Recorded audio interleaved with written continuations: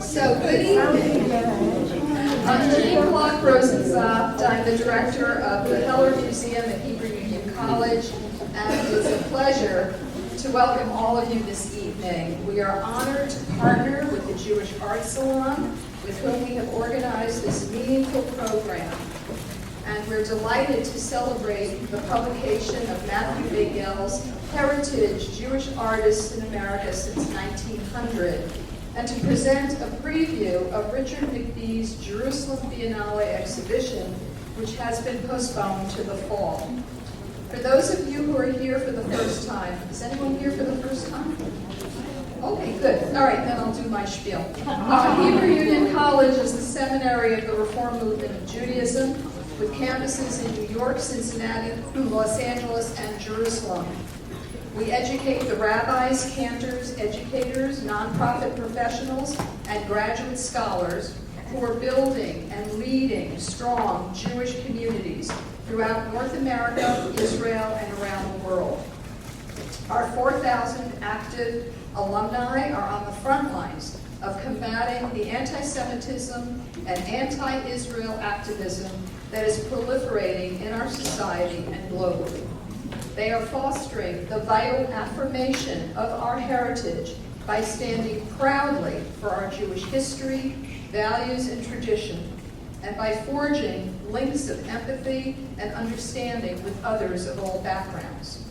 Our Heller Museum is the visual extension of our academic mission.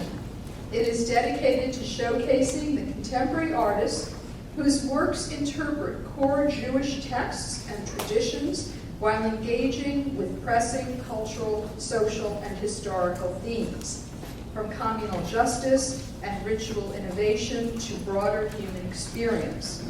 In addition to inviting visitors to deepen their understanding of Jewish heritage through the visual arts, the Heller Museum also serves as a resource for students and scholars, offers traveling exhibitions to venues across North America, and we foster dialogue about art's role in enriching both Jewish life and cross-cultural understanding.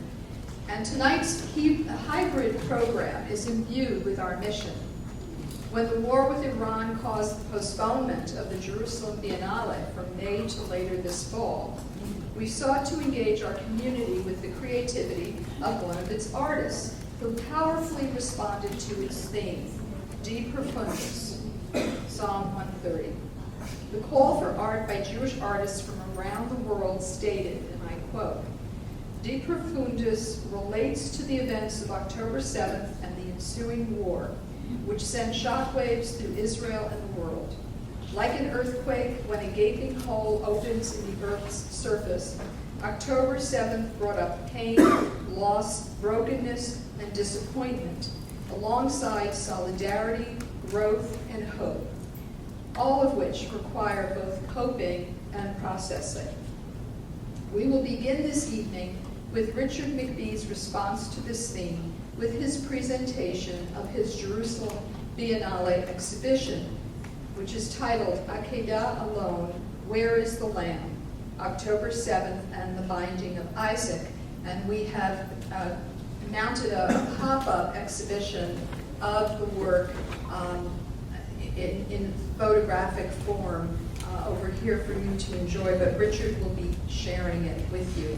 And before we bring Richard up to speak, I do want to mention the show that's adjacent to us, and I hope you'll have a chance to look at it.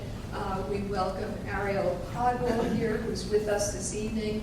It's the Elie Wiesel Foundation's Mark Podwell Prize in Visual Art. The award winners are exhibited in that gallery space, and they are surrounded by the works of our beloved friend and artist, Mark Podwell, whose memory we revere and honor. So please make it, take the time to take a look at that show. And now I'd like to turn this over to Richard McBee.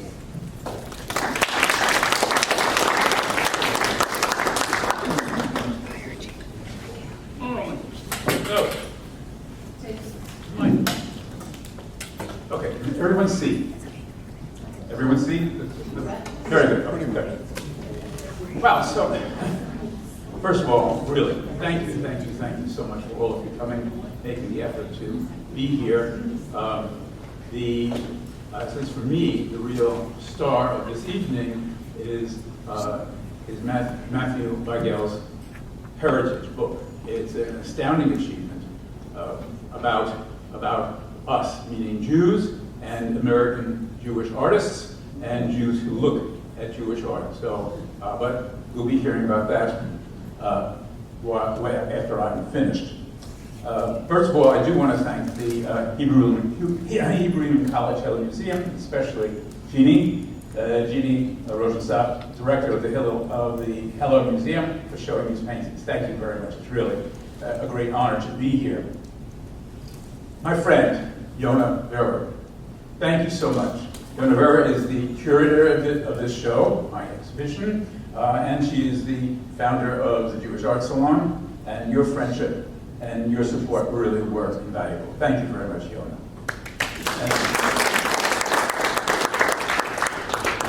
Also, heartfelt thanks to Rami Ozieri. Rami Ozieri is the director of the Jerusalem Biennale, and he came to New York actually to see and choose these works for me for the Biennale. And I'm honored that Rami has chosen these works and allowed me to share these paintings with you. So now, the paintings. Okay, first painting. So let's look at these paintings. You see, this series began at least 44 years ago, when the narrative found in Genesis 22, the binding of Isaac, aka the Akedah, first invaded my consciousness as an artist. It was and continues to be an infuriating narrative.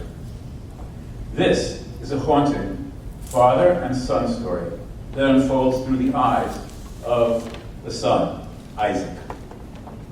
Abraham and Sarah were tragically childless until God promised them a son, who is miraculously born to this very, very old couple. They have Isaac.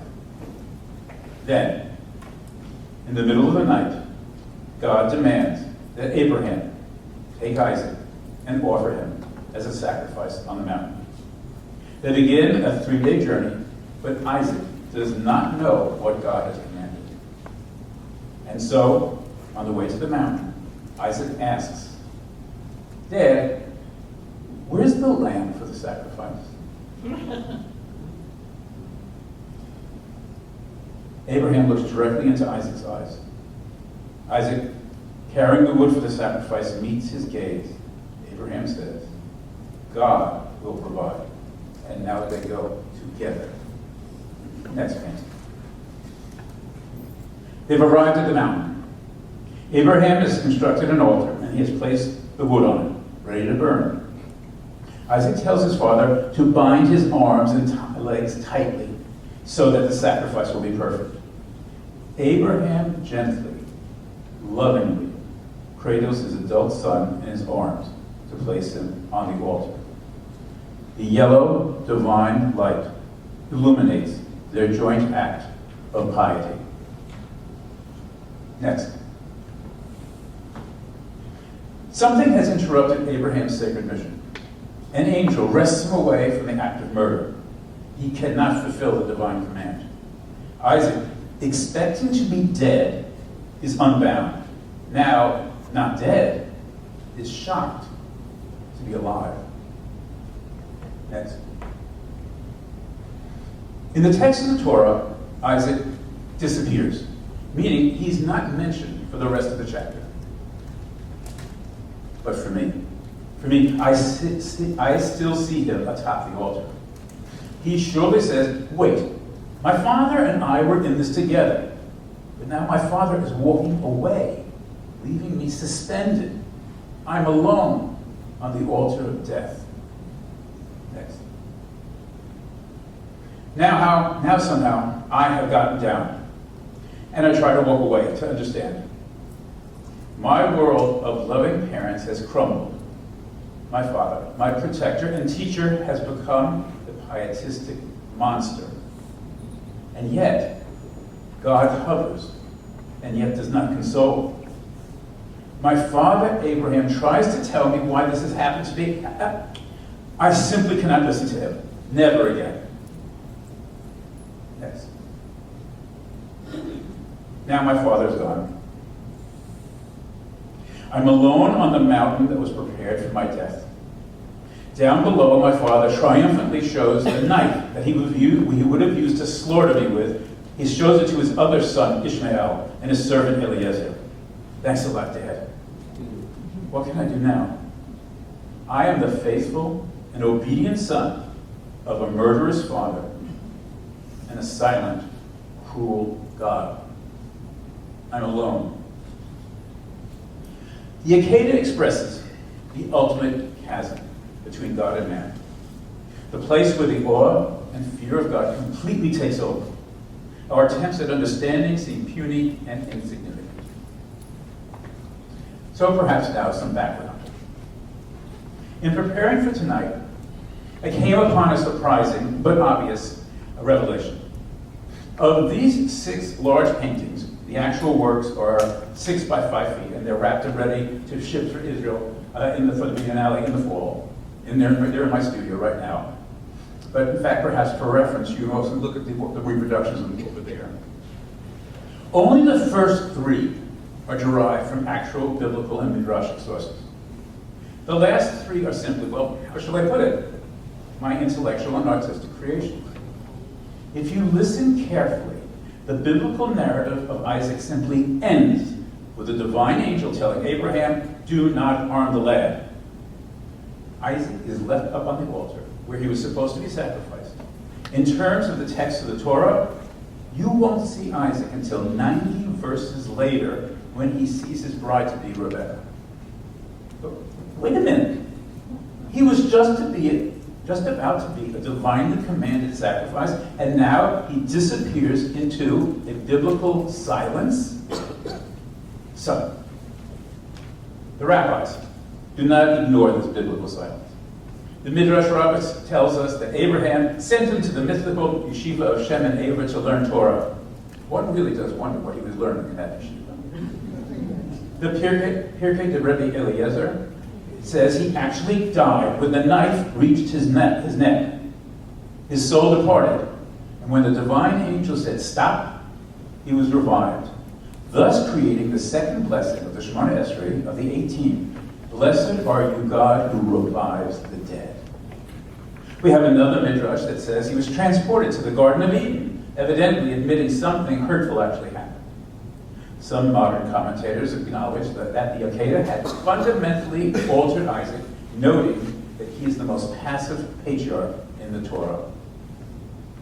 Rabbinic commentaries aside, you should know that in practically all Jewish and Christian art, this biblical silence is simply ignored. There are almost no images of, quote, what happened to Isaac after the Akedah. Forgive me, with the exception, as far as I'm aware, of paintings that I've done since about the 1990s. Next. As an artist, I engaged this biblical silence very early. In 2002, I painted this painting after Abraham and Isaac. It's dark, turbulent, and violent. Isaac's face is almost effaced. Even earlier, in 1994, next painting, the painting after, we see Abraham in biblical robes with Isaac in modern trousers, hollowed out by the experience. These paintings speak of pain and alienation and confrontation between father and son. Now, 25 years later, I have revisited this narrative yet again. These paintings are an attempt to penetrate the father-son relationship in the shadow of a distant God. And strangely, I've come to believe that here in this story is where we are most bound to God. There is, in the biblical silence, a great deal going on. These paintings of mine, the Akedah alone, begin to define the consequences of such an encounter. The trauma and chasm between Isaac and Abraham is complete. After the Akedah, they will never see each other again. Beyond that, for us in the 20th century, These paintings address our sense of modern aloneness, the deafening, divine silence we must live with. More importantly, I've tried to take you inside of Isaac's head. Please read and see this crucial narrative through Isaac's eyes, his raw emotions. He is someone remarkably like each of us, a consummate survivor. Because in our traumatic times, we Jews are fundamentally all Isaac. The theme of the Jerusalem Biennale 2026 is De Befrontis, aka Psalm 130. And it is seen as our cries and prayers after the events of October 7th and the ensuing war. This series of paintings, Akedah Alone, Where is the Lamb, is the exhibition title. That's all it was for me until I started writing about this. I just realized that these words ask a more profound question.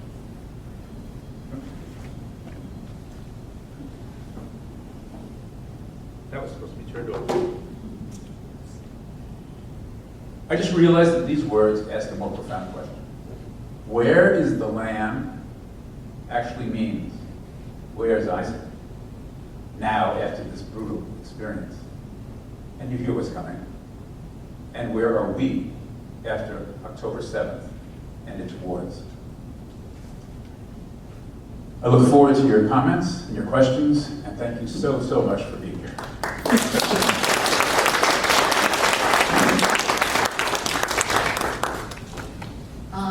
Does anyone have a question or a comment that they'd like to make at this time to Richard? Hi, Richard. Hi.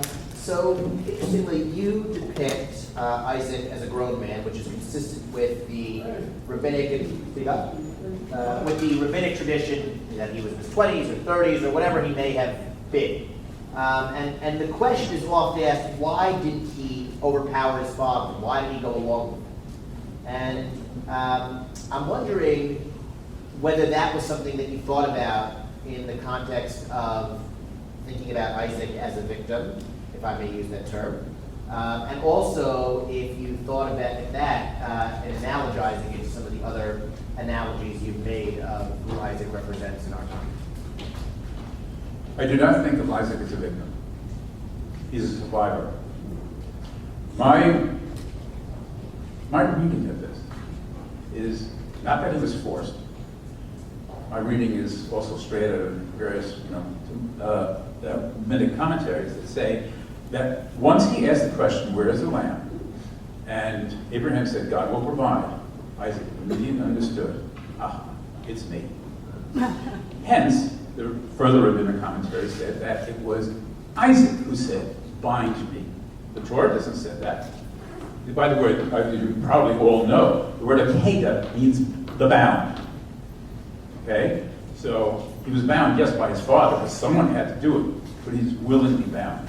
And hence, in my depiction of this, the break between the two of them is essentially when the slaughter doesn't happen.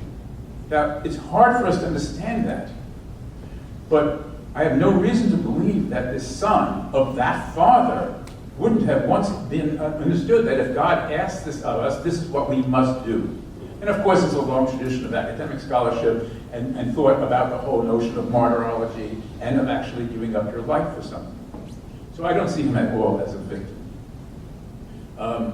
Also, as I worked on these paintings, and also as I tried writing about them, just like for this tonight, I've had a different understanding and a greater understanding of Isaac's role and where he is.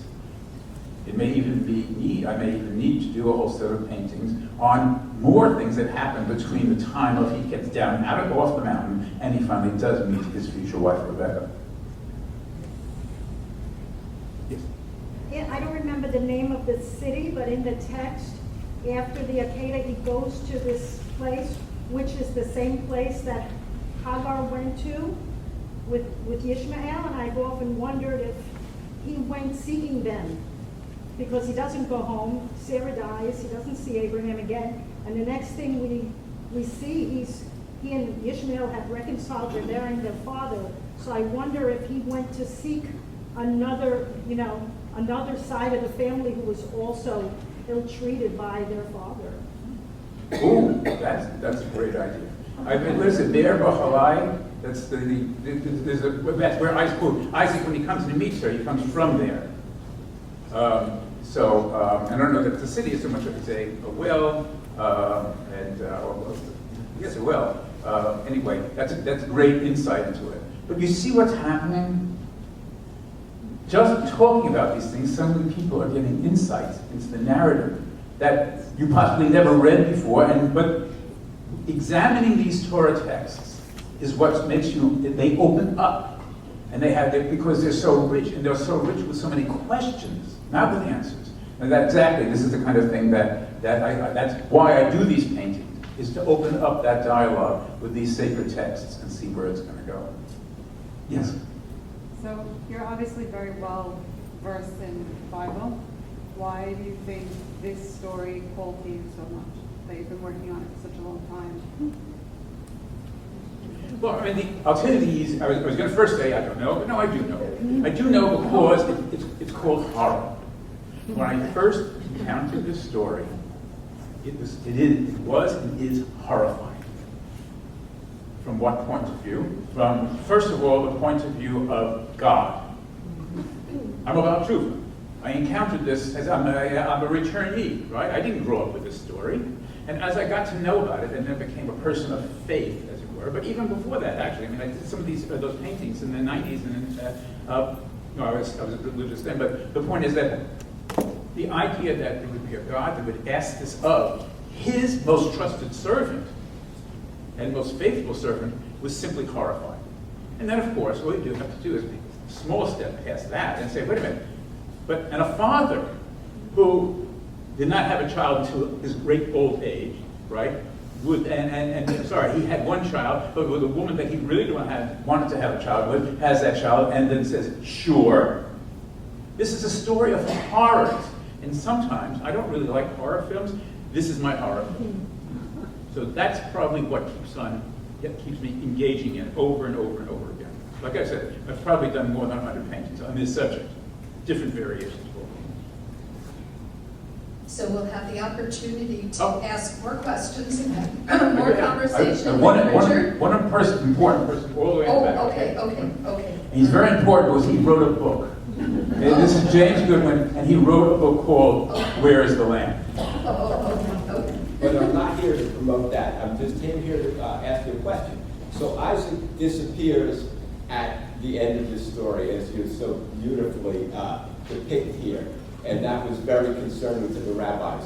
But the person who isn't in this story at all, of course, is Sarah.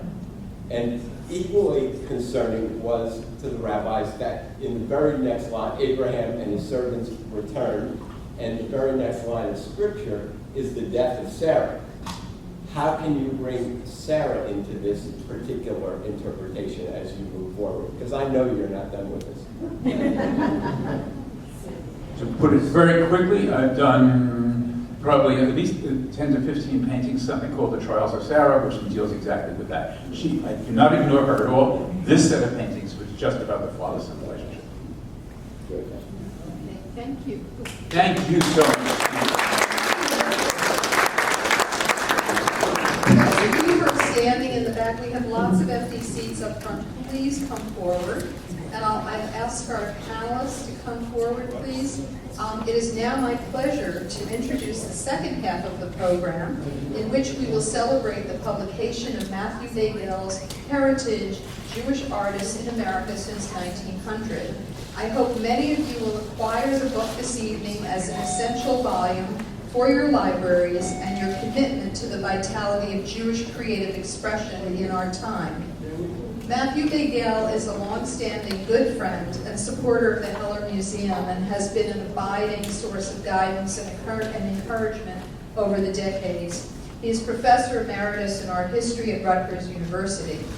As an Americanist, he wrote several books and articles about mainstream American art until Norman Kleeblatt then a senior curator at the Jewish Museum and a former student, asked him to contribute an essay to the catalog for the exhibition, Painting a Place in America, Jewish Artists in New York, 1900 to 1945. It was published in 1990.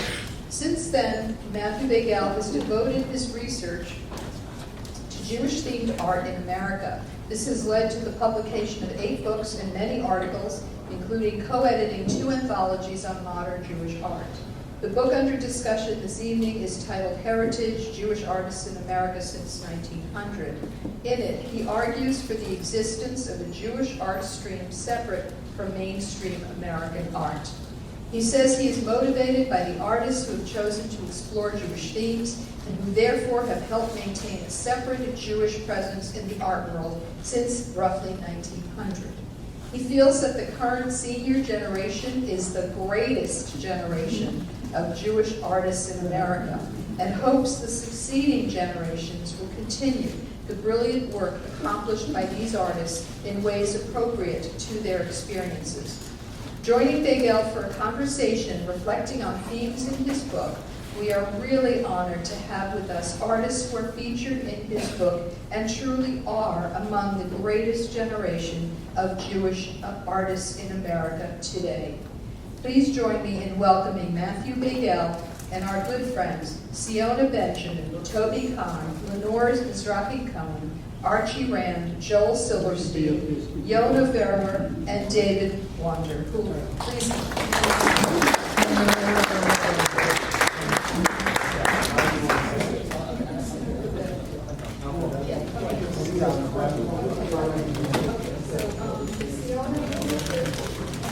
Are you going this way? Siona, so if you, the second, no, the very first chair is for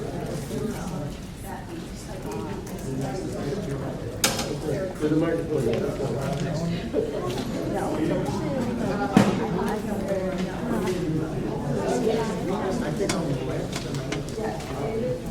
I want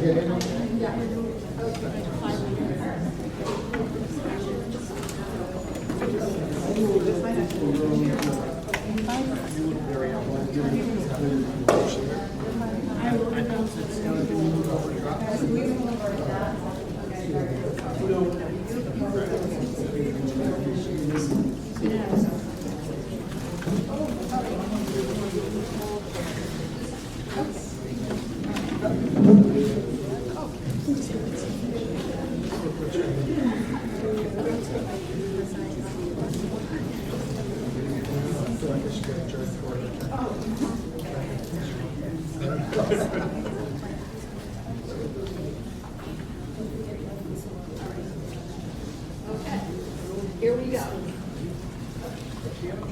Matthew, lead off.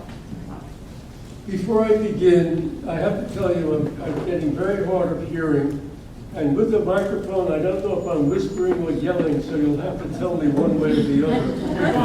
Either go down or bring it up. But I'm really very happy to be here this afternoon, and I thank Ginny and her staff, and I'm also humbled very much by the decision to arrange this program. It was a wonderful surprise, but to start at the beginning, I really have to thank Norman Clayblack, who's supposed to be here. I don't know if he's here.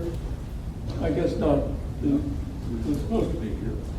But when he was curating the exhibition at the Jewish Museum, Painting a Place in America, this was back in 1991, he asked me to write an essay on Jewish artists in New York. I immediately dropped the project I was working on and realized that not a lot of serious research had been published or exhibited on the broad subject of Jewish themes, except at the Jewish Museum, by Norman and by Susan Goodman. And then after that, I really found my calling, to put it that way, and have been at it ever since. So I'm very thankful to Ginny for this evening, but I'm also eternally grateful to Norman for this evening, Researching the works of these artists and other artists who are in the audience has been an unending gratifying experience, and it's been especially rewarding to gain friendships with them over the years and to share with them some of their artistic concerns. And I'm talking about everybody here. My book is about defining a recognizable Jewish theme, as Vinny mentioned. It appeared around 1900 and continues to this day as it's separate from the mainstream American art. Its commonalities include concern for the larger Jewish community, the desire to communicate with viewers, knowledge of Jewish history and Jewish heritage, which includes familiarity with the ancient texts, Torah, the Talmud, Kabbalah, and secular Jewish literature. Each of these artists has approached Jewish themes differently. There is no one right way to do Jewish-themed art. But most important, from an historical point of view, it's important to acknowledge the very open and very public desire to share their concerns with sustaining a Jewish presence in the American art world. And equally important is the freedom of invention they enjoy in this country without any kind of authority, governmental, religious, looking over their shoulders. And I say that knowing that there is an art historian in Israel who cannot really write about mikveh scenes because of rabbinical opposition. I've told all of these artists, and I know this very well, that I cannot do what I do until they do what they do. All I do is write about their achievements. They're also the first 20th century generation for whom the great immigration from Eastern Europe is not part of their experience. They are instead the first American generation, and they are the ones who kept a Jewish presence in art before our eyes, and they've kept the conversation going. At this moment, most of them are members of the senior generation of artists exploring Jewish themes. I say senior, I'll get why I just say senior in a moment. This has been an epic performance. They're the breakout generation. They've developed new ways to approach their subjects. They've created works in a variety of styles.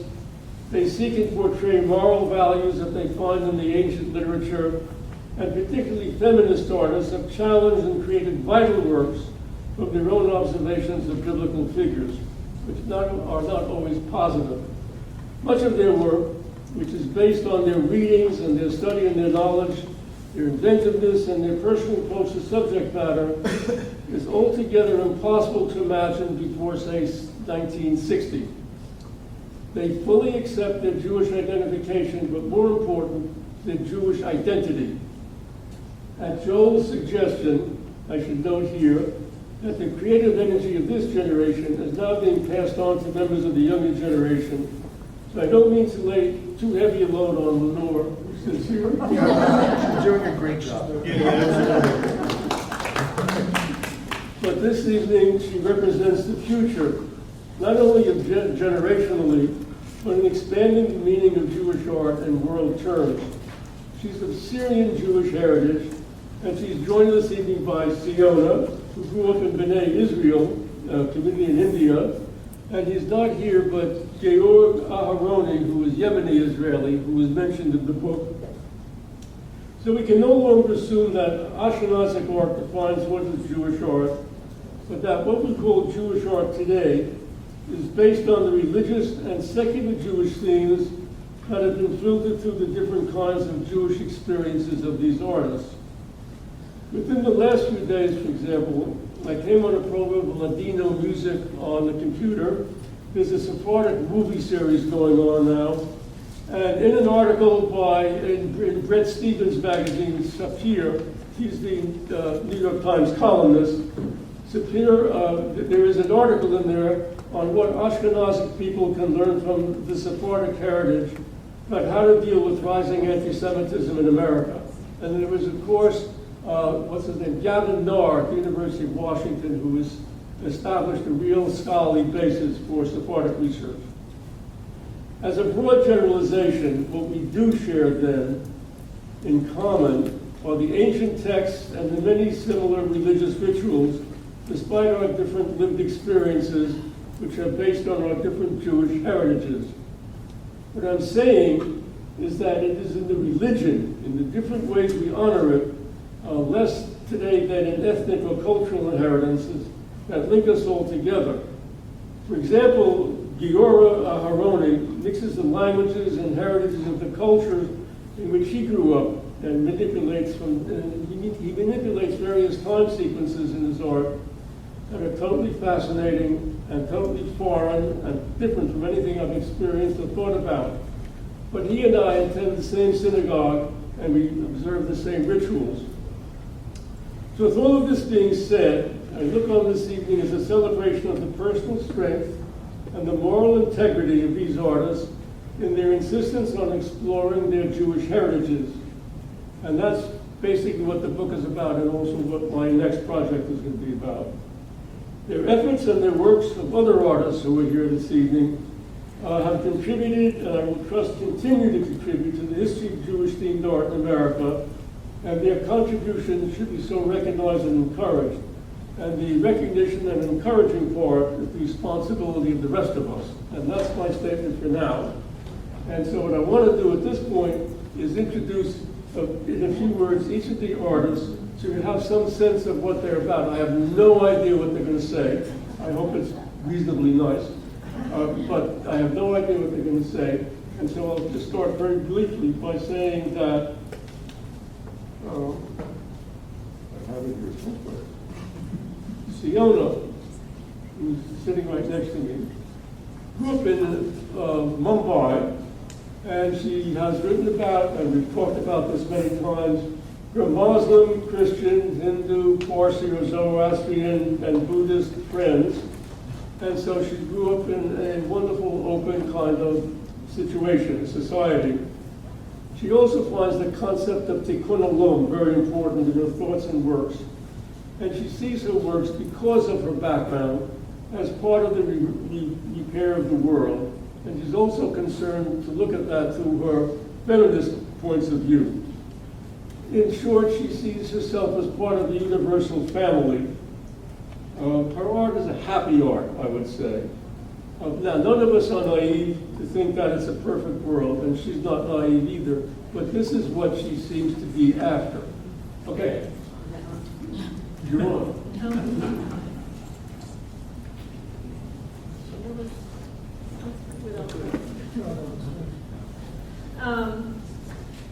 Thank you. What would we do without you? It's been such an honor and such a pleasure to always have Matthew encourage us. I was asked to, we were all asked to say a little bit about our art, and so just to keep it in the 5 minutes, I guess, that we each have, I chose to just write down what I have to say. So, I am a transcultural artist. I believe in transculturalism will help in artistic and other ways to be a bridge between the traditional and the modern. This bridging not only affects recent immigrants in this country, but also Americans that have lived here for generations, so that people can learn new ways to communicate and have artistic discourse with each other. A transcultural person is rather like a chameleon, being able to change his or her colors according to the situation and environment. Today's world politics pushes and promotes a need for a sense of belonging, a categorization of sort, a push to take sides, either black or white. I think it is important to view the world outside of the bubble of one's own country, race, and religion. I believe that art can be that important vehicle in this endeavor. This involves not just presenting to my audience the uniqueness of immigrant cultures, but going beyond that and exploring what is born from the specifics of that immigrant culture. I am a Bnei Israel Jew from India. My family gradually dispersed mostly to Israel and America, but my parents remained in India.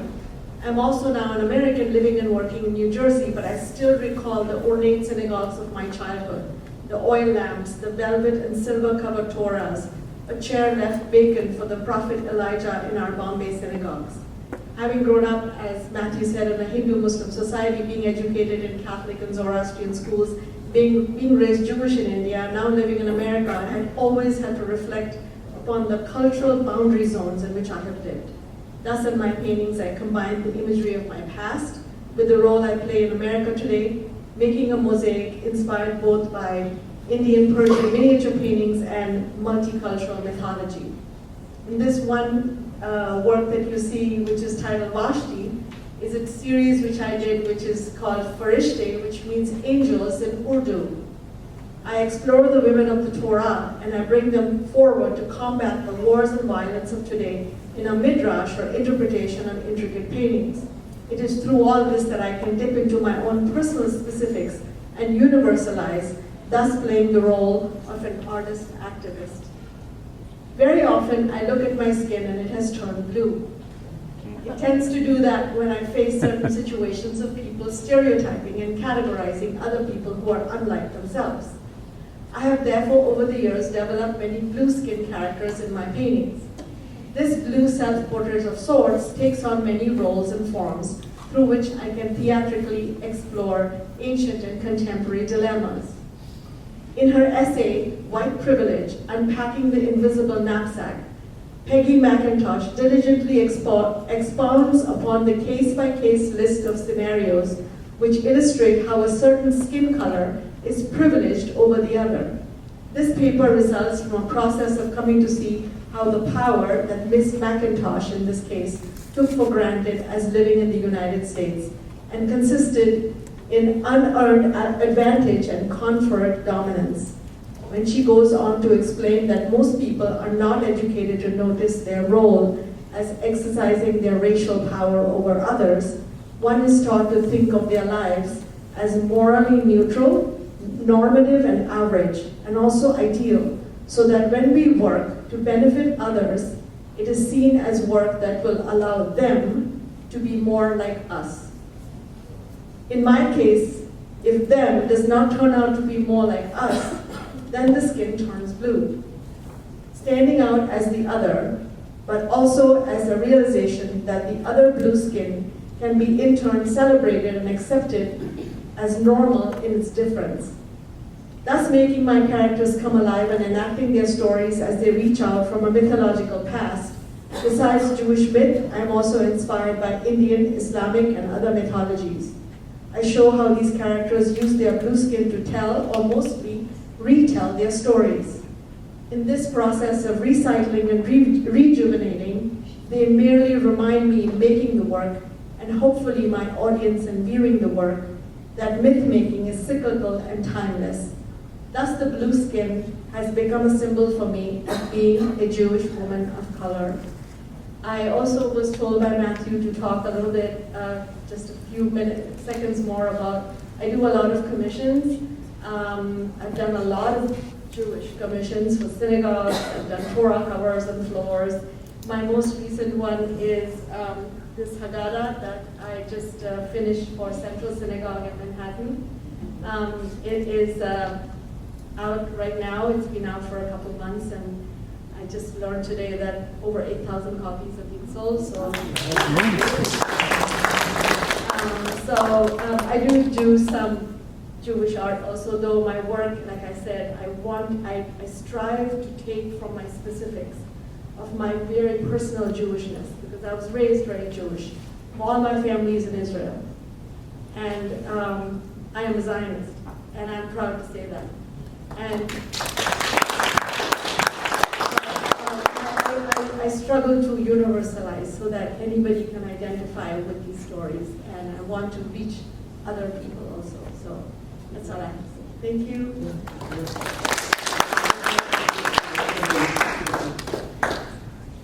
Tobi speaks next, and he was just telling me, I thought our correspondence began in the 1990s, but he said it began earlier. 81. And I have letters to Tobi.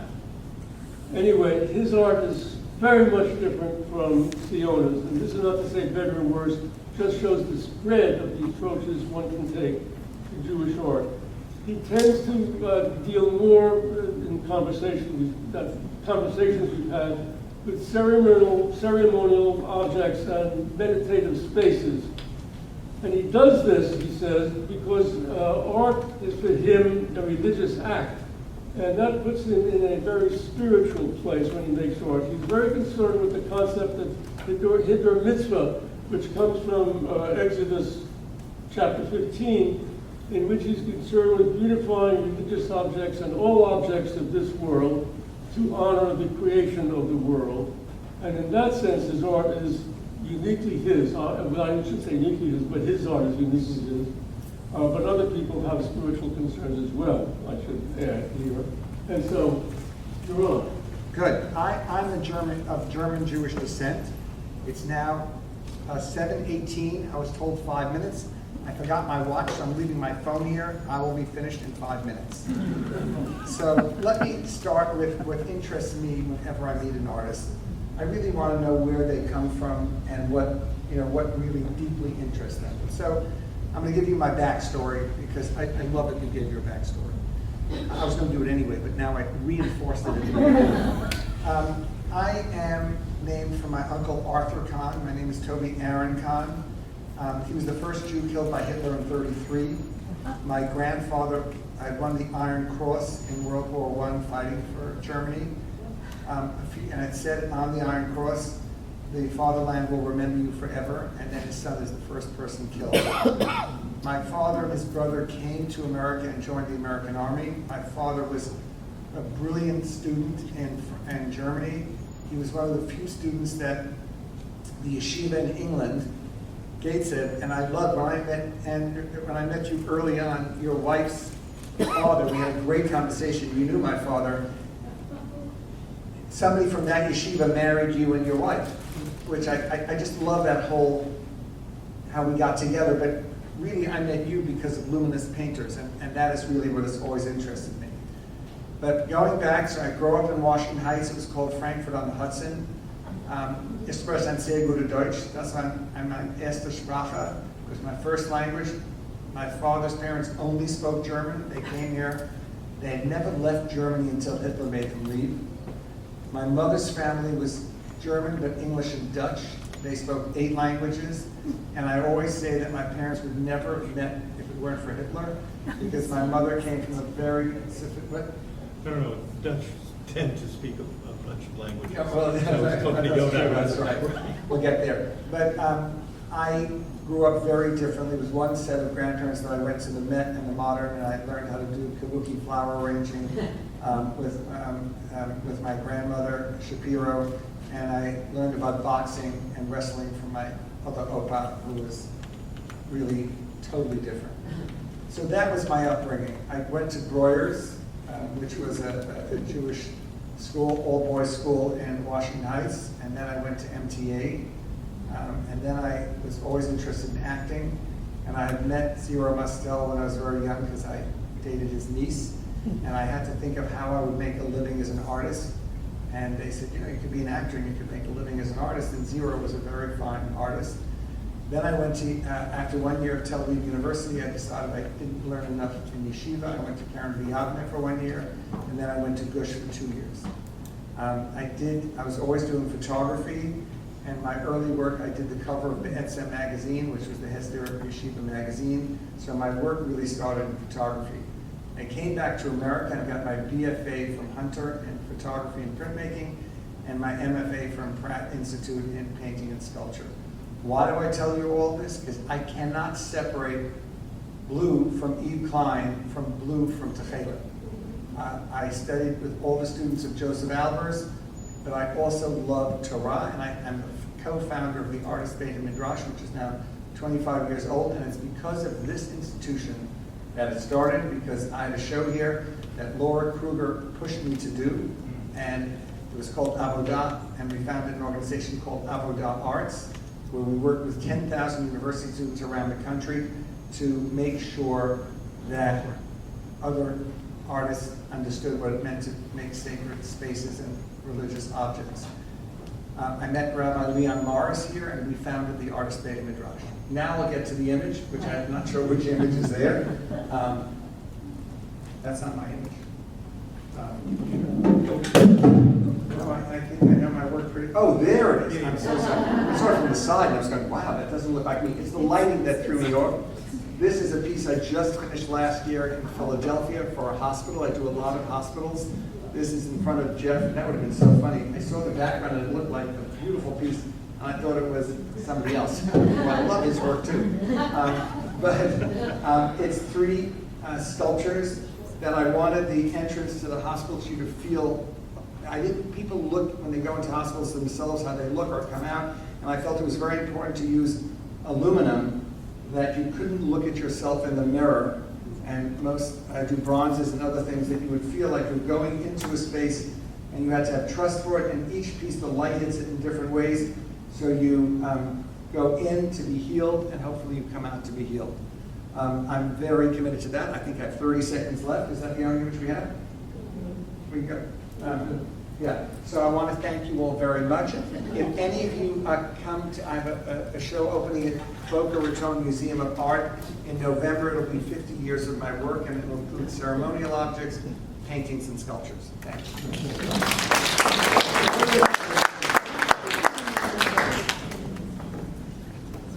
you. Lenore is speaking next, and as has been mentioned, she has a Syrian background, and her work is based on Arabic. Much of her work is based on Arabic script and short observations on life. And so Syrian culture is very much a part of her work, as American culture is a part of other people's works. She also includes in those works various aphorisms or statements, as the stitch in time saves 9, but not that one, but something appropriate to her culture. And I would say that almost everybody here draws from their heritage. And so if you put together what she takes from her culture and what Joel takes from American culture, which I'll mention when you get down to him, they're very much the same kind of artist, as I think the rest also have the same point of view.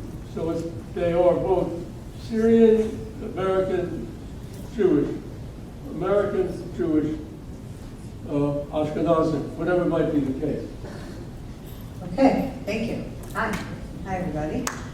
Thank you again to the HUC for having this panel and for including me in your book, Professor. I'm very gratified. It is a big burden coming at the very last page of the book and being the last artist in the book and saying I'm the next generation. I'll get to in a minute how I view myself.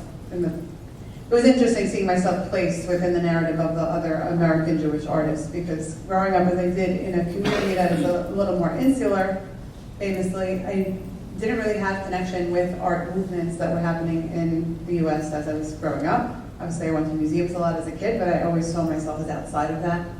And when I started making art, it just came from a very personal place of what is important to me and what do I want to uniquely say and do with my art, because otherwise it wouldn't justify spending all that time making it, because we all know we're not getting paid enough. So, essentially, we were asked to speak about what our motivations are, what's important to us, and why we make what we make. So, just a bit of background: as a Syrian Jew, I'm the 4th generation. My great-grandparent immigrated to this country in the early 1900s.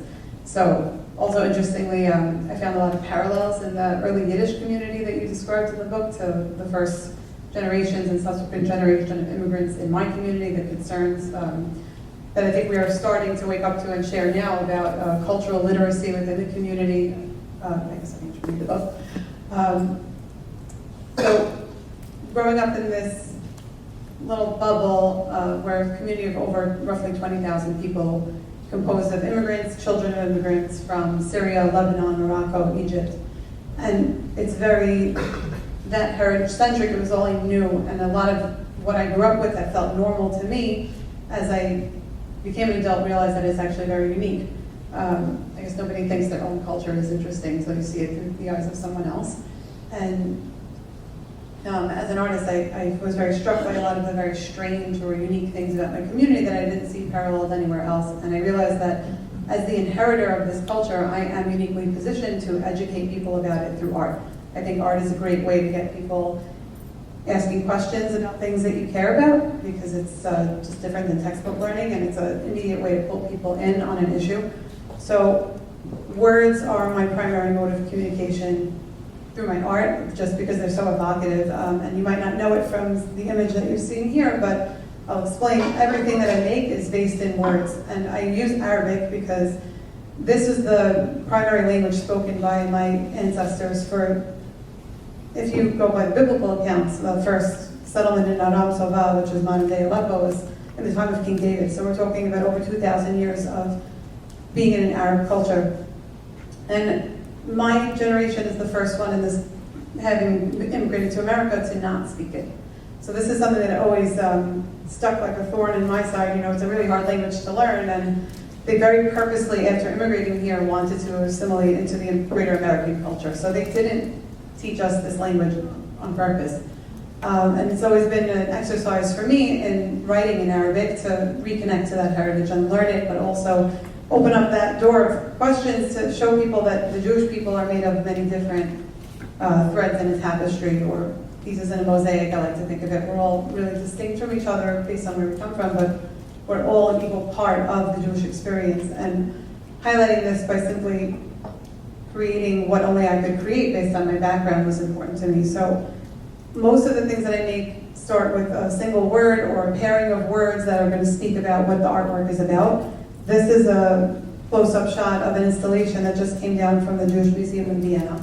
The show was about Jews of different backgrounds and skin colors and prejudice that is surrounded around colors of skin, and I really like working with site-specific installations. It gives me a chance to use all my toolkit to say something uniquely to the space. And for this exhibition, I wanted to think about names. Language is often the first thing to go in an immigrant community, and I'm now living through watching the process of my community's cultural ties becoming weaker over time. And so when I was growing up, there would have been a plethora of Arabic names being still given to children. We name after the living in my community. And I have noticed a trend, as I'm 36, within my lifetime, is being done less and less. People are shying away from using those names. And in that way, we are taking part in our own erasure, which is something that through my art, I'm aiming to work against and combat. So this installation is made of thousands of Arabic names. Some of them are from my family, but others just generally in the community. I created these first by hand. There's a single word on the flat two-dimensional one that's repeated over and over to form the floral shape. So that flat black and white flower is the basis. I cut them out, and then I weave them to form a three-dimensional flower of the same word over and over. So in other artworks, these could be words like hope and despair paired together.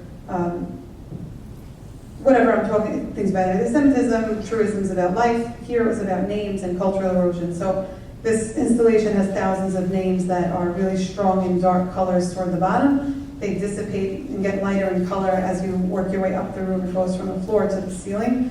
And I left them purposely transparent at the top to mirror the way that the culture is dissipating before our eyes, unless we acknowledge it, notice it, perpetuate it. So in a nutshell, that's most of all of my work that's concerned with what I do.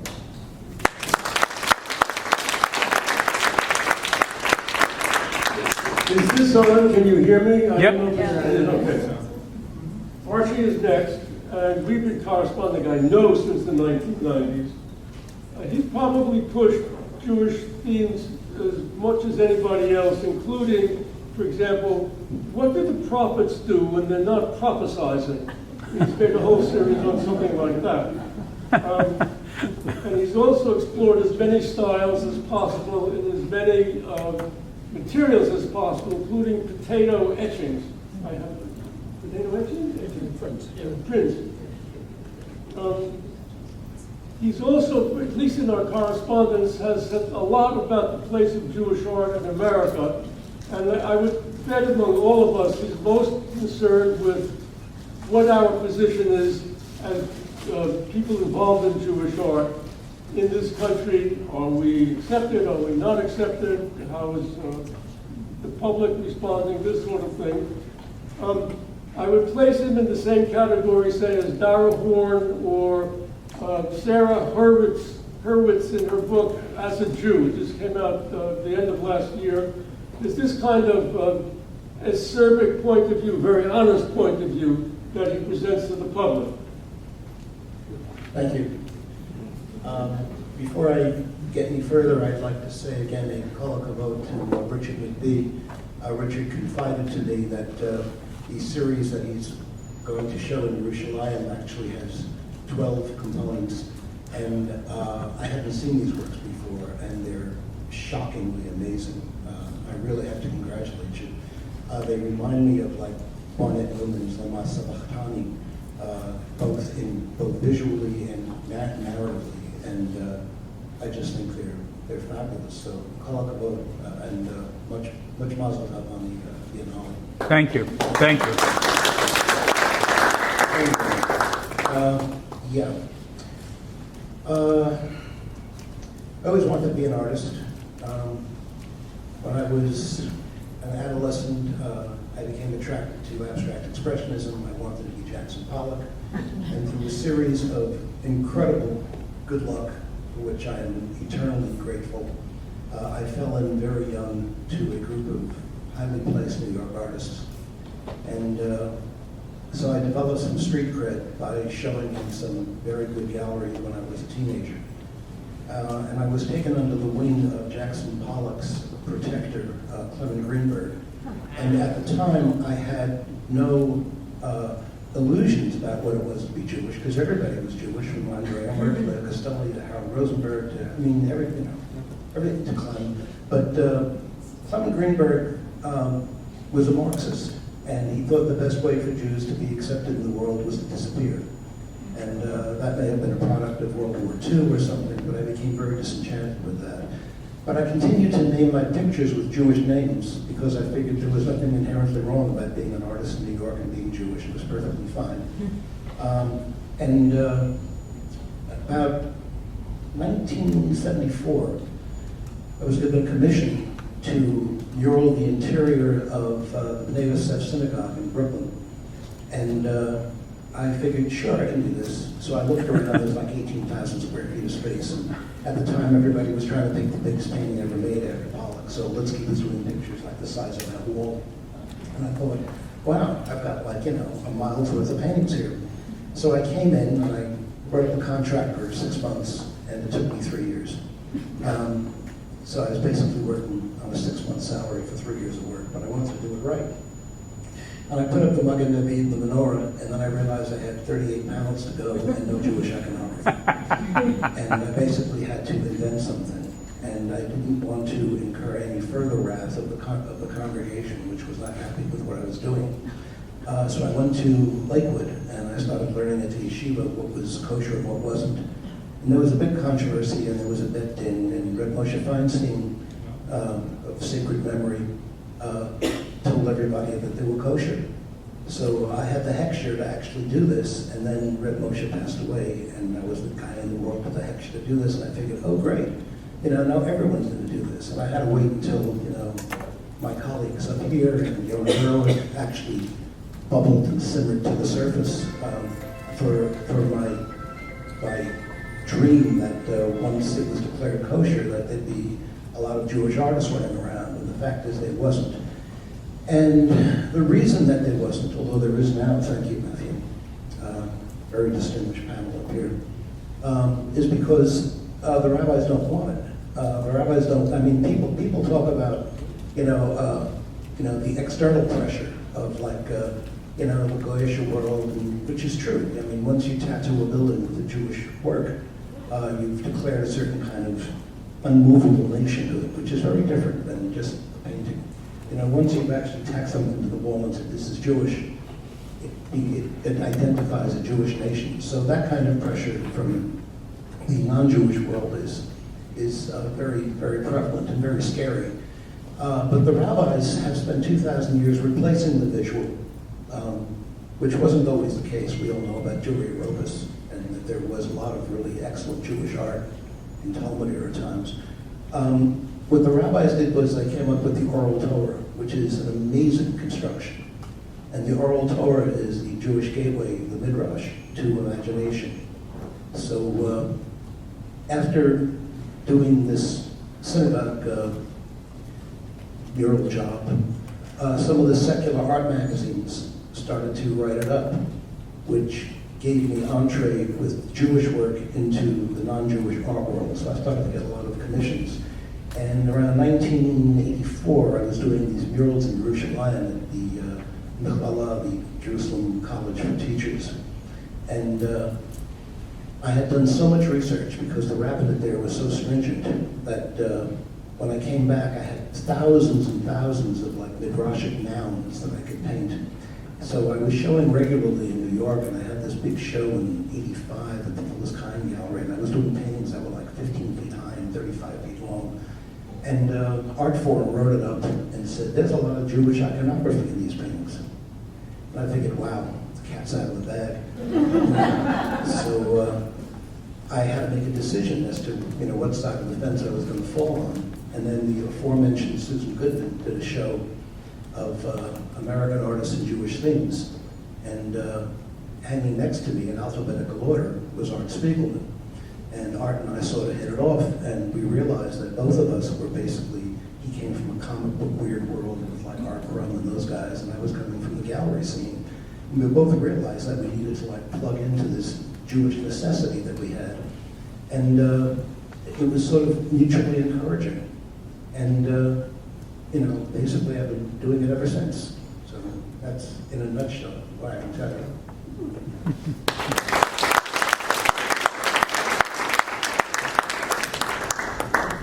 Just let me say a word about Joel.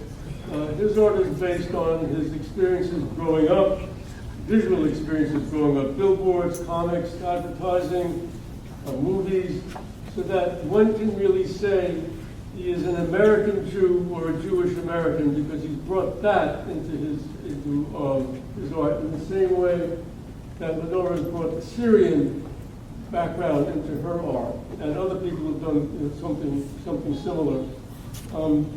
He's less concerned with ritual than other artists, and I don't want to say he's secular, but again, there's many different ways to do art that we could call Jewish. I threw this at him the other day, and I'm not sure how he reacted to it, but if you think the Mona Lisa, for example, as a painting, there's the figure, and then there's a beautiful landscape behind her, and there must be hundreds of other portraits since that time with the same kind of background, either the owner of the estate, that's the land of the owner, or just a beautiful background. What Joel has done is his background is different. He might set a scene on the beach at Coney Island, and instead of the beautiful landscape background, you see the Ferris wheel and all the things that goes on in Coney Island. And in that sense, his work is very much in line with academic art through the centuries in that particular special way. And I don't know if I mean that as a compliment, I don't know if you take that as a compliment, but I think it's an interesting way to think of his art as basically very traditional, although it's obviously not very traditional. Okay. Fred, okay. Oops, sorry, let me see. Hi, everybody. Hey. Yeah. How can I match these lauded panelists? I guess following. I'm just a kid from Brooklyn whose parents dragged me to see the Ten Commandments at the age 6.5 at the Ziegfeld Theater, and it kind of marked me visually. I went to Pratt and Brooklyn College over the years, and I'm a founding member of the Jewish Art Salon. Instead of talking about my life so much, I thought I would illustrate the process so you could look at the work and see what it's like to be a kind of Jewish artist living now and the things that I'm thinking about, and perhaps illuminate some other people's work on the panel, but certainly mine. Okay. First of all, I want to give a big shout out to Matthew. Thank you so much. I really appreciate it. Which is really great, but also that we have this ongoing kind of relationship when we talk on the phone, and I think it's really helped me to think of Jewish culture in different ways and the kind of dialogue about Jewish subjects, content, Jewish identity in America, all those things, and it's this ongoing thing. So the subject that he's talking about, this idea of a Jewish lens and how it flips back and forth, I just wanted to bring that up in terms of the piece. Anyway, sorry about that. I'm going to hold this up too, like this, I guess. This was from a series that I did based on Ginsberg Legends of the Jews, which is a magisterial work first published in 1909. It collects midrashim and oral stories of the Hebrew matriarchs and patriarchs not just from Jewish texts, but also he collected oral stories, Christian fathers talking about the Jewish heroes, and Muslim stories as well. And what's interesting that Ginsberg talks about is that those stories, some of them, the Muslim stories, were reintegrated into the Jewish tradition. They surmised that some of the Christian fathers and Muslims may have had access to Jewish works that have disappeared. So I thought that was really interesting that the religions were always kind of talking to each other about this stuff. Ginsberg is different. It's not a usual midrash. It really is a kind of like fever-blown Arabian Nights tale of all these crazy stories. If anybody, I was talking to David Wander about this, if anybody remembers from the movie The Ten Commandments where Moses goes to Ethiopia, and I thought, well, that's BS. I mean, that's ridiculous. It turns out that's in Ginsberg's book, that Moses was a general in Ethiopia, and they have all these adventures. So I based this series on the first 7 days of creation, and Ginsberg talks about pre-creation. So there's all this stuff like supernal light and the creation of the throne and the creation of heaven, creation of hell, creation of the Torah, all this stuff before even the first day. This is the Big Bang. So I did chaos before this. This is the Big Bang. I took it from the Lemaitre, I hope I'm saying that right, who was the physicist who introduced the idea, tying it to an actual cultural idea. It turns out in Jewish text, though, there are two distinct creations. There's one out of nothing, which is ex nihilo, which is actually introduced by Christian fathers and the Jews. It went back and forth. And then there's something de materia, which Nachmanides and Rashi talked about, where they said that the universe was created from pre-existing material, which is really interesting because they're now saying the Big Bang is evidence as of last week that there was another universe before this universe, and it goes back ad infinitum. So I thought that was very mind-blowing. Anyway, I did 36 paintings in this series, all the way through Shabbat. And I showed it in Brooklyn, Matthew saw it, other people in the panel saw it. It was really great. Let's go to the next slide for a second. Okay. This is Mayor John Martin's destruction of Sodom and Gomorrah, just to show you my process. So as Matthew said, I am a figure painter. I was trained, at Pratt in the figure, the Brooklyn Museum and Brooklyn College. So I'm grounded in Western traditional painting, which is Greco-Roman, Renaissance, and modernist in that way. However, as a Jewish person, I always felt that there was this lens that you see Western art that you would, if you were Christian or even secular Christian, it's very different viewing a crucifixion or going into a church as a Jewish person. And you have to negotiate and navigate those things. There's always this shifting kind of ground that you have to examine. And I think, like Bernard Berenson, I think, kind of invented formalism in that way because it was a way that Jews could look at a crucifixion and not get suckered into the whole problems of that, So I think modern art history, that invention of, well, it's just formal, there's no content, don't worry about that, And Jews had a big role in that in Germany and, here in the United States. So it's very interesting, that issue of formalism that Archie brought up. Okay. He was like the Anselm Kiefer of his day. This is like a blood and mud painting that he did. It's supposed to be the destruction of Sodom and Gomorrah, but I kind of looked at it somewhat in terms of the lighting of it. Next. This is Jack Kirby, who's one of my heroes. He's the inventor of kind of the modern American comic book. He's the father. He's the secret creator of the Marvel Universe. They don't really tell you that. This is his road to the Rainbow Bridge to Asgard. He did Thor. And Kirby's a great Jewish-American cartoonist, who invented that whole language. And for me, there's that whole thing. I'm not a pop artist in that way, but what I am is it's a flip. And that flip is very interesting to me. It's that thing of traditional art, right? And then the popular arts, which by and large are Jewish. If you look at American movies, 7 out of the 10 movie studios were Jewish. The comic book creators were 90% Jewish. American music. Who could have written White Christmas if not a Jew? So there is that aspect that I'm very involved with. It's about, you might call it adventures in iconography. And, I know Archie's very involved with that kind of stuff as well. That, in other words, it's not merely looking at art history through like the one lens. I think part of being a Jewish artist is that ability to, I was in education for many years, and there's a term called code switching. And they talk about code switching for marginalized groups, whether either racial or economic or immigrants, whatever, and they have to learn how to negotiate the mainstream American culture and their own culture. And they have to be able to go back and forth fluently. And the kids who are the most successful at that are the most fluent at code switching. And I think Jews kind of invented code switching because either, being kicked out of the Middle East, going up to Europe, and then coming to the United States, and there's this whole history of being able to negotiate hostile situations, neutral situations, and the art world is Anyway, so this, I'll let go. The reason why I bring this up is that that's the experience of being a Jewish artist. I really do feel that very strongly, and I want to thank you and thank everyone.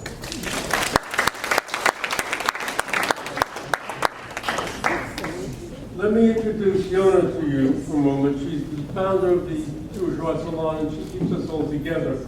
So she's very important, not only administratively, but in a very human, personal way. So we thank you very much. I want to stress her water paintings here because she really is developing a whole new kind of iconography. Her mikveh paintings are, I'm quite sure, quite unique. No adjective. They are unique for in American hold the mic art. to your face. Mike, closer. Okay, Good. Sorry. Good. Her mikveh paintings are unique in American art as a feminist, and she has since worked with a series on plastics that destroy the ocean, and she's worked on a series on Noah and Jonah. And so her water paintings are right now uppermost in mind, but she's very au courant, because I found out recently that the United Nations has finally passed a high seas treaty. It's called the High Seas Treaty, which was initiated in 2023, and finally enough nations in the United Nations approved it, and it went into force in 2026, beginning of this year.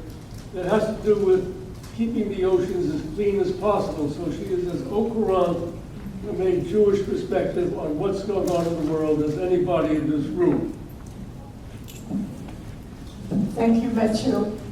First of all, Jean Rosenstock, I don't know where you are, but I thank you from the bottom of my heart for organizing this. This is really great. Richard, congratulations. I'm so proud to be involved with your exhibition. Thank you. And Matthew, it's been so much fun to see so much of you in the last year and a half, because Matthew's apartment is blocks away from my painting studio in East Village. So we've had a lot of visits, and it's been really, you've been so inspiring to me. I'm going to talk about that a little bit later on. So for me, making art with Jewish content is really an act of homecoming. Judaism gave me like a place in the world. It made me realize my identity. It gave me ethics. It gave me guidelines to work with. And my central metaphor for that indeed is water, as you mentioned. So I do these three series. The first one is immersions. This is one of the paintings. It was in the exhibition here called Children of Ruth until recently.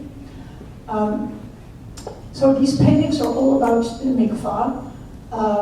Until Matthew started writing about this, these paintings really did not attract a lot of attention. But you have written about them, other people read the articles. All of a sudden, I've now been offered a solo exhibition of 30 paintings, which I don't have. I have to pay more, but about the mikvah, so go figure. Thank you, Matthew. So ritual immersion in Judaism is not about physical cleansing or anything like that. It's really about spiritual rebirth. It usually goes together with like a major transition in one's life, like let's say before, during marriage, conversion, getting ready for high holidays, or just having been healed from an illness. Although lately there have also been more liberal types of mikvaot, where Jews, or women I should say, have invented new traditions for this immersion ritual. So I wanted to show in this particular painting, this is immersion number 8, the weightlessness that one feels and the joy really of the process. I painted like the divine light kind of surging through the water and enveloping the body.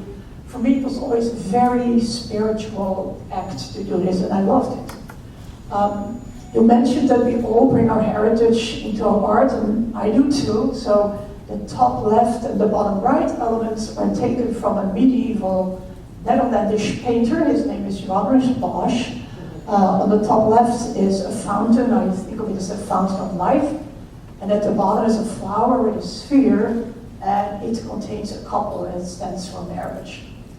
The second series is called Turning the Tide for a Living Sea.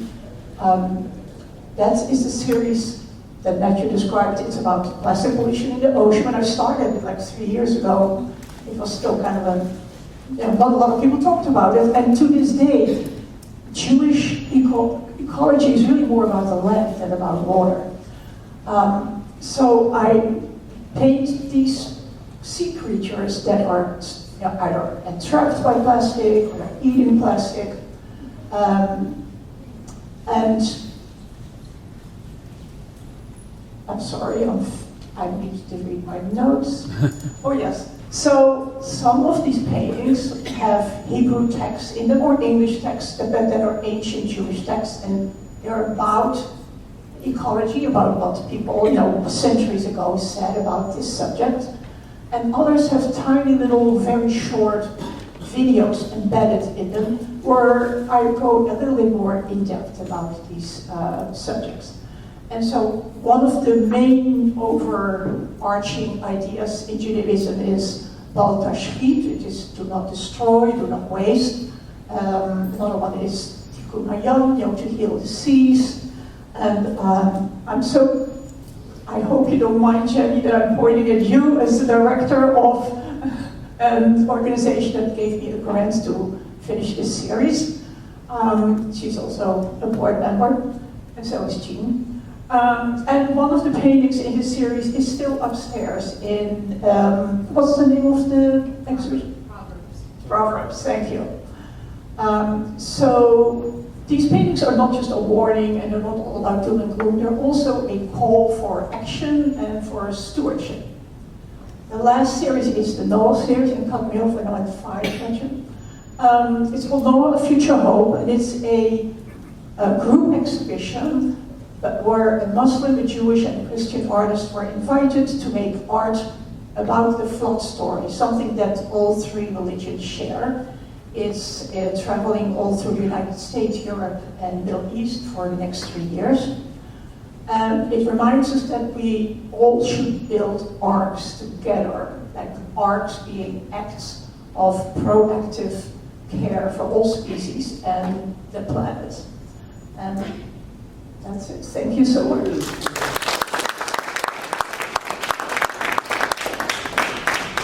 David has been sitting very patiently, but let me say this. We are all moral people, but he searches out moral stories in the Bible, in Kabbalah, and in secular Jewish literature, and does them in terms of scrolls or accordion books. And I think it would be a great idea, we both think it's a great idea, if this could be packaged in some way and given to every bar and bat mitzvah child along with the Torah that they get from their synagogue, which they will never read, but they will read and look at the illustrations that he makes of these moral tales.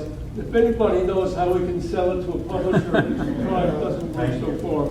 Maybe we might have a way of doing it.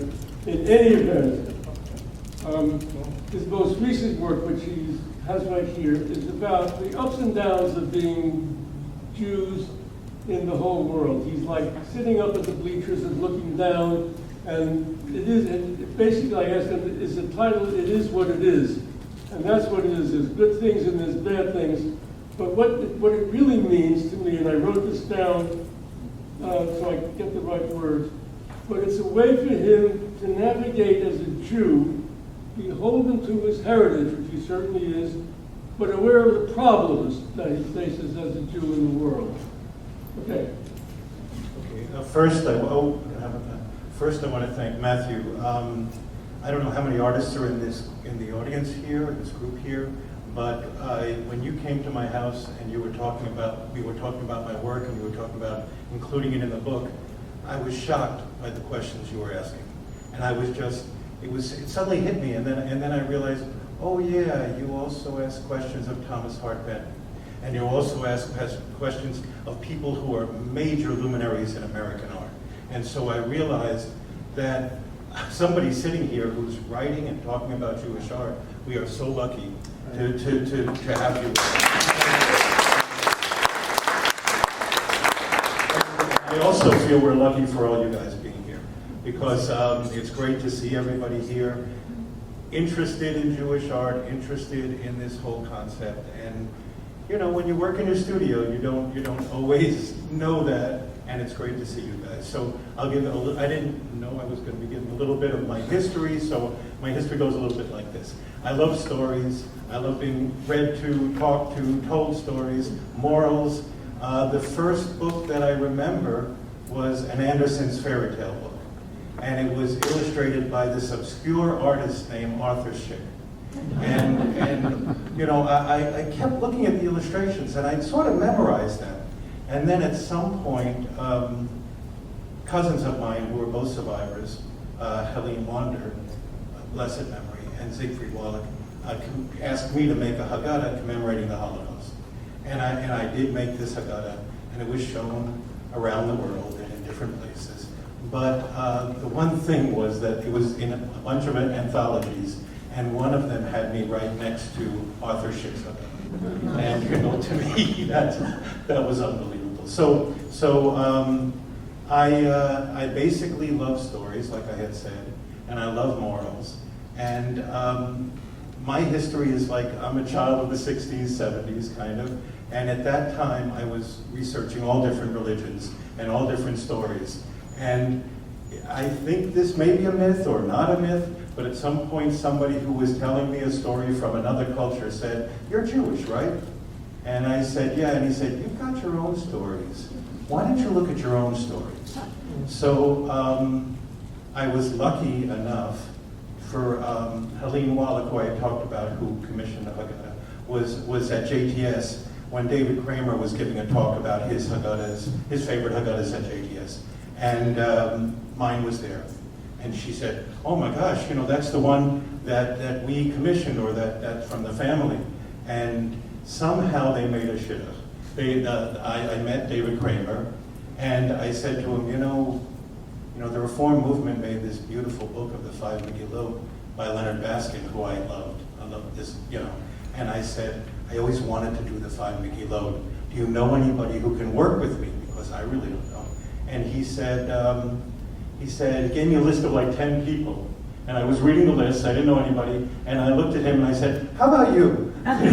Would you work with me? And he said, yeah. And that was 18 years ago. And we've been Havruta study partners for 18 years. And in that time, I wrote it down, I'm going to try to read this quickly.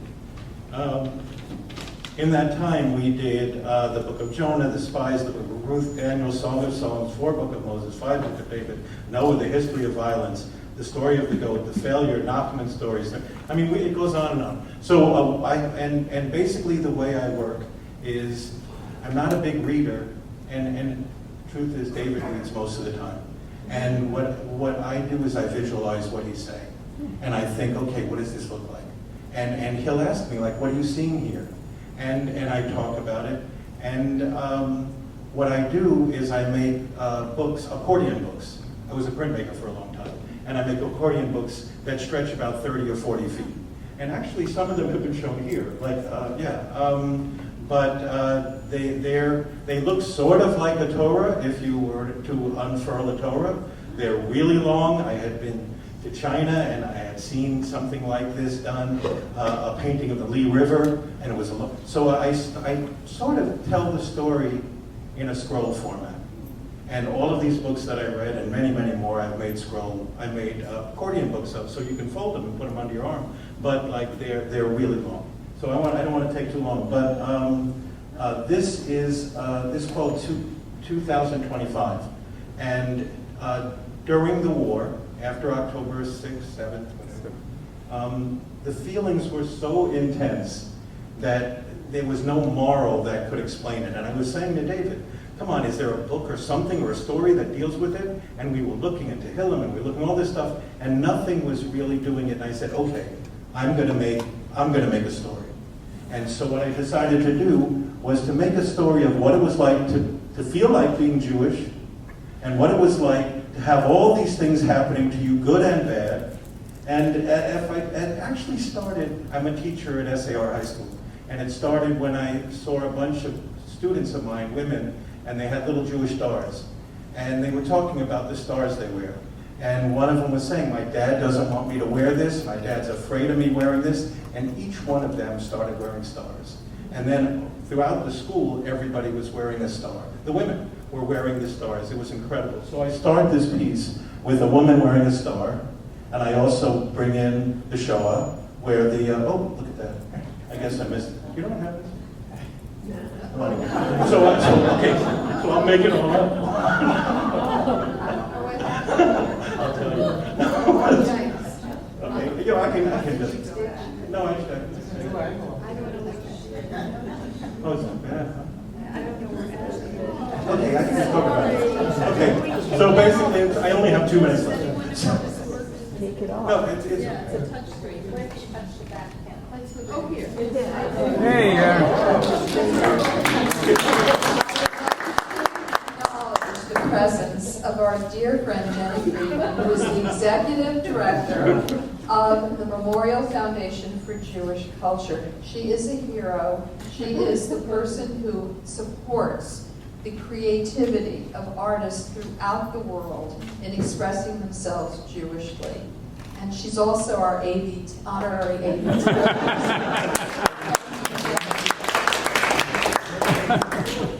So if you go through, and as I had said, this is maybe 30 feet long.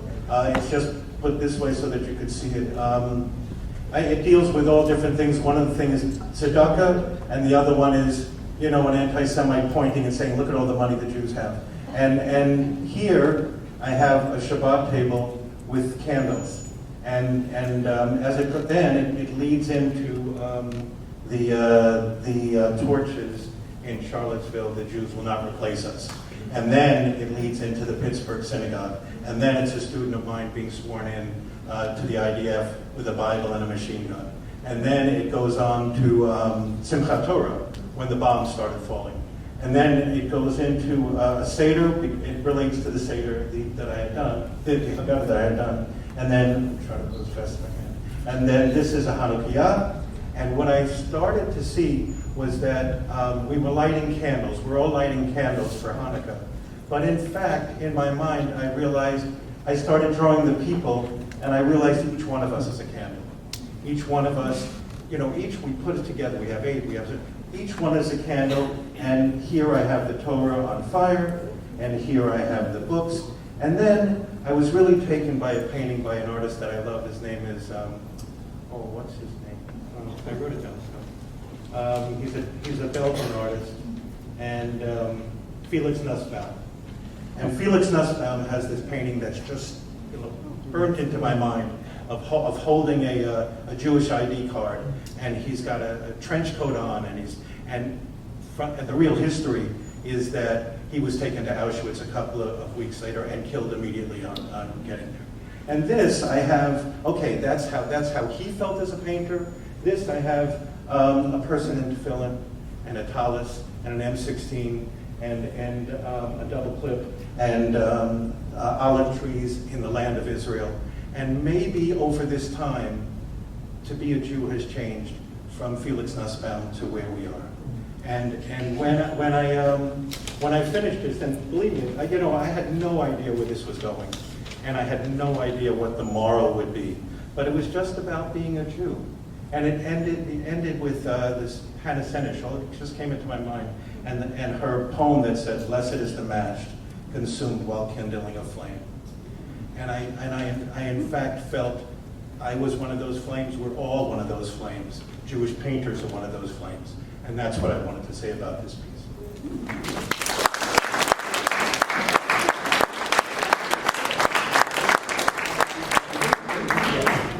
just want to say something. I met Matthew so many years ago, and he was writing about luminous painters. This is the early 80s, and we met. You don't remember, but it was very important for me because I loved all the artists you were writing about. But sitting on this panel, what you have done for all of us, every artist up here is a world unto their own. They are really talented. I like all their work, and what I love most about them, I'm a professor at the School of Visual Arts, and I say to every student of mine, find your own story. Look at this group of people up here. We are so different. The one thing we have in similarities, we are very committed to our Jewishness. And Matthew, I want to thank you from the bottom of my heart because I was in, I think, 2 books of your Luminous, but I'm in many of your books on Judaism. You know how to bring out every gift that every Jewish artist has. And you are a treasure. You are a Jewish treasure. And I know you give credit to your wife's family, but I think you deserve it for taking up the mantle of doing so much for all of us up here. Because I'm telling you, look at the work. It's so different. And everyone is an Ershta Yid, and which means a real Jew. And I love, there's a story about Zusha. And I know Zusha goes up to God and they say, were you really like, you know, he was worried about being like Moses or like this or like that. And all of us are Zushas, and you let us be our Zusha. So thank you very much.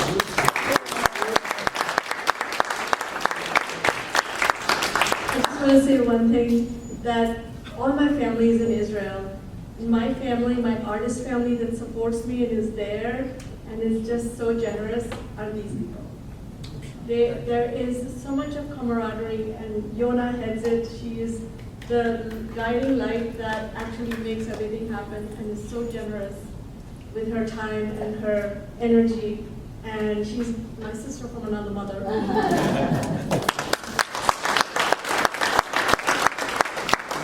I was going to try to summarize the discussion, but between Tobi and Siona, they've said it all. So thank you very much. Thank you very much.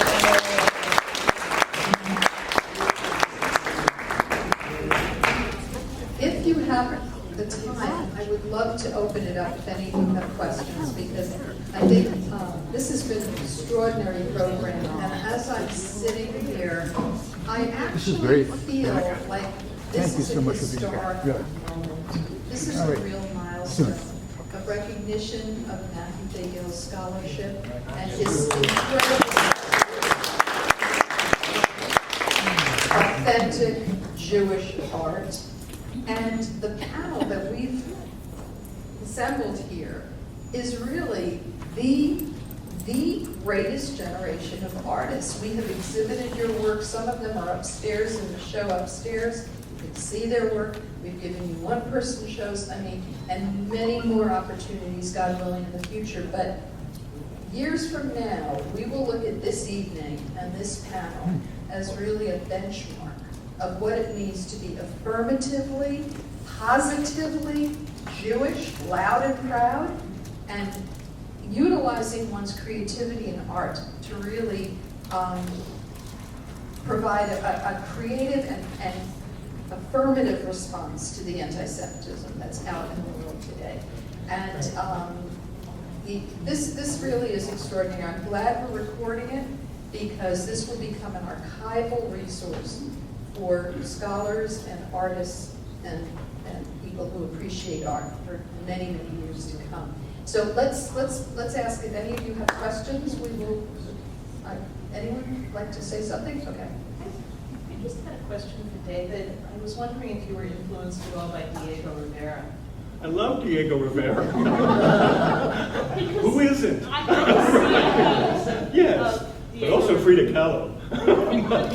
But yes. Actually, thank you for saying that. I really appreciate that. Thank you. So the answer is yes? Yes, of course, yes. I mean, I'm not, but yes. Anyone else? Well, in that case, I just want to thank all of you. Thank you to Matthew. Our gratitude is enormous to you. You are the guiding light of our work. Your support, your appreciation, your endorsement has meant the world to us here at the Heller Museum and to all of us in the larger Jewish and beyond that community. And We are just enormously grateful and so happy to celebrate you and your book. And we have more copies for sale, and Matthew would be happy to sign them, dedicate them to you. So please join me at the back table if you'd like to acquire one. And thank you to this extraordinary panel of artists whom we love and really honor. Thank you all. Thank you.